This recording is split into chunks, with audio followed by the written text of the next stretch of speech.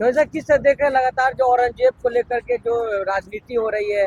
देवेंद्र फडणवीस कह रहा है कि जो है कब्र से निकाल फेंकेंगे औरंगजेब के मजार को। किस किस को निकालेंगे नहीं समझ रहे। ये पहले अपने आप तो डिसाइड कर ले हम्म, कि जो भी गद्दार था भारत का, एक बार पहले ये संसद में एक चर्चा कर ले, उसमें पता चल जाएगा ना अंग्रेजों की गुलामी किसने की या मुगलों की किसने की। एक बार ये क्लियर तो हो जाए। हमने तो ये सदा यही सुना है कि इन्हीं के लोग जो इनकी सरकार में, जो बीजेपी शासनकाल में आज की डेट में भी मुख्यमंत्री और उप मुख्यमंत्री बने बैठे हैं, उनके रिश्तेदारों ने, उनके परदादा दादा, उसकी सारी जितनी भी पीछे वाली कौम थी उसने गद्दारी भारत के साथ की थी। किसी ने अंग्रेजों के साथ मिले थे, कोई तो कोई मुगलों के साथ मिले थे। यही राजा महाराजा थे, इन्होंने ही गुलामी की है सदा। और जो भी देश का नुकसान हुआ है यही दूसरे पक्ष में गए थे, यही मुगलों को लेके आए और यही अंग्रेजों को लेके आए। आप नहीं चाहते हैं कि जो है मुगलों के मजार को तोड़ देना चाहिए भारत से? नहीं नहीं, देखो एक मिनट सुनो ना। वो औरंगजेब का अगर आप देखो नाम लोगे तो उसने तो देखो अपने फैमिली के साथ में कितना कुकृत्य किया था, वो ये भी सबको पता है। नहीं समझ रहे, वो एक जैसा ही, उसका तो एक जैसा रूल था, समझ रहे। और जब से आप कहाँ थे, राजा महाराजा भी आप ही थे, अंग्रेजों के साथ थे तब भी आप ही थे, और मुगलों के साथ थे तब भी आप ही थे। फिर आज कहाँ से दिख रहा है औरंगजेब? आज की डेट में क्यों निकाला इसको? 100 साल पहले क्यों नहीं निकाला? इस देश के प्रधानमंत्री हो या मुख्यमंत्री हो या कौन थे, यही थे ना अभी तक भी। समय जगह नहीं, चाहे तब कांग्रेस थी तब भी यही थे, और अब भाजपा है तो अब भी यही है। लेकिन उस समय जगह नहीं थे ना, अब हिंदू नहीं नहीं, जगने का मतलब ये नहीं है कि तुम जब भी जग जाओ तो फिर पागल समझ रहे हो दूसरे हिंदू को, सनातनियों को। ये बात नहीं होनी चाहिए कि पिकिंग चूज करो। तुम तब कहाँ थे? आप कभी कहते राम मंदिर बना दिया, राम मंदिर बना दिया, तो इससे पहले हमें ये बताओ 90 से पहले राम मंदिर क्यों नहीं बना? मुख्यमंत्री कौन थे? 6 के 6 कौन रहते थे? ब्राह्मण या ठाकुर? और कौन मुख्यमंत्री था? कुछ जाट मुख्यमंत्री होते थे क्या? या यादव होते थे? या मुस्लिम होता था? या जाटव होता था? कोई होता था क्या? यही रहते थे। आज इन्होंने बना दिया तो आज भी यही मुख्यमंत्री है। यूपी के तुम तो एहसान क्या कर दिया है? यूपी के हिंदू सेना के नेता है, वो कह रहे हैं कि जो औरंगजेब की कब्र को तोड़ेगा 5 बीघा जमीन दूंगा। चाहिए आपको? भैया एक मिनट सुनो, खूब रोज तोड़ो, लेकिन कम से कम पहले ये डिसाइड कर लो किस किस की टूटनी है। किसकी? औरंगजेब की? अरे गुरमान सिंह की, और उनकी क्यों नहीं टूटेगी? राणा सांगा की, उसके रिश्तेदारों की क्यों नहीं टूटेगी? साथ में डिसाइड करो ना। अंग्रेजों के साथ जो मिले, अभी कॉलेज है ये रे नई दिल्ली में, और इसमें मिले हुए भगत सिंह को फांसी देने वाले जिसने गवाही दी, उनकी सालों की क्यों नहीं टूटेगी? जो कॉलेज चला रहे हैं अब, उसमें कौन कौन इन्वॉल्वमेंट थे? जिनका इन्वॉल्वमेंट था, 7 गवाह थे, सातों के सातों की गवाह की उनसे छीनी जाए पहले तो प्रॉपर्टी। जो भगत कल ही जन्मदिन गया है उनका, वो दिया गया है। अरे शहीदी दिवस कल था ना 23 तारीख को, उनका तीनों का, राजगुरु, सुखदेव और भगत सिंह का। जिन्होंने उनके खिलाफ गवाही दी थी उनको सालों के बताओ कितने डिग्री कॉलेज है? उनके रिश्तेदारों के, उनके पीढ़ी जो नीचे आ गई, तीसरी पीढ़ी पे कितने कॉलेज और हॉस्पिटल चल रहे हैं उनका क्यों ना छीने? पहले एक डीप बृहद चर्चा करो, और जिसमें जो भी है उसमें, जिसने अंग्रेजों के साथ गुलामी करी थी, गद्दारी करी थी देश के साथ में, उनको भी चुनो। मुगलों के साथ करी थी, तब पता चलेगा ना। एक तरफा मत चलो, पिकिंग चूज मत करो। मान सिंह जय सिंह की बात करें, इन्होंने दो तरफा ऐसा है, तुम मिक्स ब्रीड है ये, और मिक्स ब्रीड की ही बात करते हैं। मिक्स ब्रीड सदा दो तरफा बात करेगा। एक तरफा बात करो, अगर तुम्हें डिसाइड करना है तो एक तरफा करो ना। हम तो सब चाहते हैं, हम जाट हैं, हम चाह रहे हैं, हमारे सारे सरदार चाह रहे हैं कि क्लियर करो इसमें किसने गद्दारी करी थी, और अंग्रेजों के साथ कौन मिला था, मुगलों के साथ कौन मिला था, क्लियर हो जाए। गद्दारी किसने करी थी? इन्होंने तो लड़ा था देश के लिए, मातृभूमि के लिए लड़ा था। किसने लड़ा था? किसने? मराठा राजपूतों ने। मान सिंह की बात कर रहे हैं आप, जय सिंह की, उसका इतिहास पढ़िए। हाँ, मान सिंह ने क्या किया था? लड़ा था किसके साथ? के लिए, हिंदुस्तान के लिए लड़ा था भाई, सनातन के लिए लड़ा था। कभी किसी के लिए नहीं लड़ा, सब अपने राज्य के लिए लड़े। उन्हें जहां सुविधा मिली उन्होंने हिंदुओं की, सनातनियों के गले कटवाए, और अपनी सत्ता के लिए उन्होंने भी यही काम किया, मुगलों ने भी यही काम किया, ये औरंगजेब ने भी यही काम किया था अपने लिए। कब्र अगर तोड़ दिया जाए तो क्या दिक्कत है? नहीं देखो, पहले एक तरफा मत चलो, उसको पहले क्लियर कर लो, इतिहास को क्लियर करके जो दोषी हैं। हम ये नहीं कह रहे हमारा कोई रिश्तेदारी ना अकबर से है, ना बाबर से है, ना हमारी औरंगजेब से है, ना कोई उससे दुश्मनी है किसी से भी, समझ रहे। लेकिन उसको क्लियर कर लो पहले, जिसका जो दोस्त था। अंग्रेजों के साथ कौन मिले थे भाई? हमारे भगत सिंह को किसने मरवाया था, उसकी भी तो क्लियर होना चाहिए। इसमें गवाही किसने दी थी? तो ये सारी चीजें क्लियर हो तभी तो पता चले। एक डिबेट हुई थी और पूरे सब सारे छाट लो, और जिन का वो कबर है, या जिनकी वो शहीदी वो स्थल है, या कोई भी चीज बना रखी है, सबको तोड़ो। अगर हिंदू सेना के नेता कह रहे हैं, बीएसपी के लोग कह रहे हैं कि जो लोग अगर औरंगजेब की कब्र के तोड़ने के मुखालफत में है, वो सब देशद्रोही।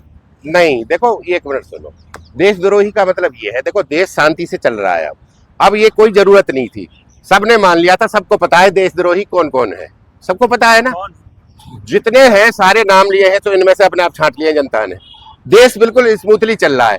अब तुम रोज औरंगजेब को उखाड़ोगे, रोज वहां बदायूं उखाड़ोगे, रोज वहां जाके उखाड़ोगे, कहीं कहीं कहीं नहीं समझ रहे, और रोज कबर ही खुदती रही, तो ये तो देश की कबर खुदनी है ना।